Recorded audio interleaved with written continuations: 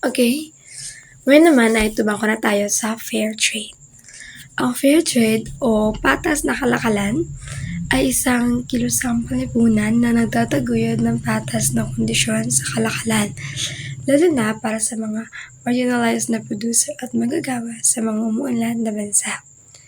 Layunin nito na magbigay ng mas mataas na sahod, mapabuti ang mga pamatayang panlipunan at pangkapaligiran at isulong ang sustainable development.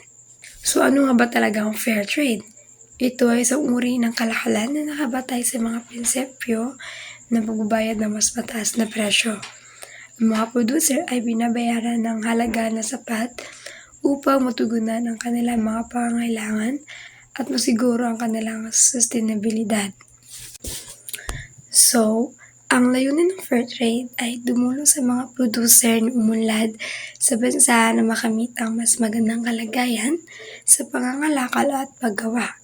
At ang prinsipyo nila ay ang pagtuguyod ng mas mataas na presyo para sa mga produkto, pagtiyak sa ligtas at maayos na kondisyon na trabaho at pagsulong sa mga etikal at napapanatiling pamamaraan sa kapaligiran. Ang kalagahan nito ay nagbibigay kapangyarihan sa mga manggagawa at producer na gumawa ng sariling desisyon at kontrolin ang kanilang kinabukasan.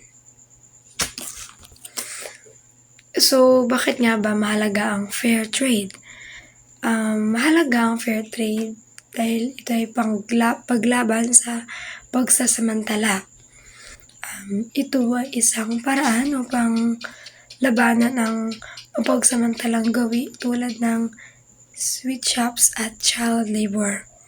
Ano naman ang pandaigdigang pagpapanatili?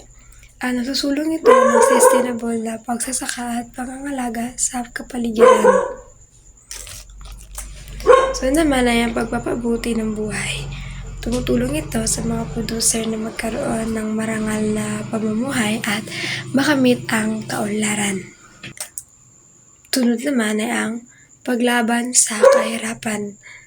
Nakakatulong ito sa paglikha ng mas matatag at makatarungang sistema ng kalakalan, lalo na para sa mga manggagawa at magsasaka sa umuunlad na bansa. Okay, meron akong halimbawa ng fair trade, halimbawa, kape. Isang magsasaka ng kape sa Benguet ang nagbebenta ng kanyang ani. Dahil may kasunduan sa fair trade, binabayaran siya ng tamang presyo. Kaya nakakapagpaaral siya ng anak at hindi na niya kailangang ibenta ng palugi ang kanyang produkto. Isa pa ay ang saging. Ang mga magsasaka ng saging sa Davao ay nagbebenta sa isang kooperatiba.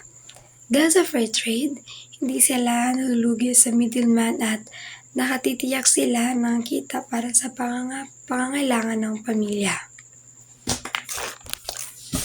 Huling halimbawa ay ang tsokolate or kakao. Sa isang bayan, ang mga magsasaka ng kakao ay gumagawa ng tsokolate. Sa fair trade, hindi sila pinipilit gumamit ng child labor.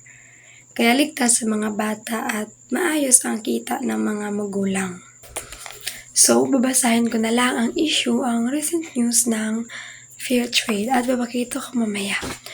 So, the recent news shows fair trade in the Philippines is facing enforcement challenges with 26 Davao firms recently cited for violating fair trade laws and collecting over 1 million in penalties as of August 2025. On a more positive note, organizations like Bread of Fair Trade continue to empower indigenous